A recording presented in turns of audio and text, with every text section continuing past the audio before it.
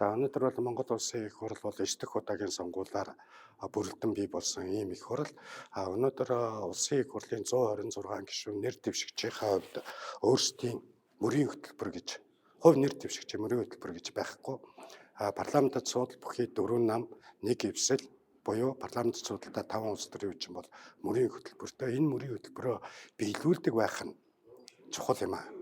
Түүнээс өнөөдөр их хурлын гишүүд эрх ашгаар юм уу засаглалыг одоо докторгүй байлгах, энэ чиглэлд ажиллах өнөөдөр парламентд суудал бүхий намууд ингэж ардын намаар жилсэн нам бүгд ингэж хуваагдах энэ үзэгдэл нь бол Монголын төрийг докторгүй болгож байгаа. Тэгэхээр иргэд сонгогчдод байгуулсан гэрээ гэдэг бол сонгуульд барьж орсон мөрийн хөтөлбөр. Энэ мөрийн хөтөлбөрөө биелүүлэхийн төлөө улс төрийн намууд нэгдмэл байр суурьтай байж чадахгүй байгаа нь намуудын төлөвшөлт сөргөөр нөлөөлж байна. Эргээд Монголын төр, Монголын одоо парламент дархлаагаа алдах энэ аюулд учирч байна гэж ингэж харж байгаа.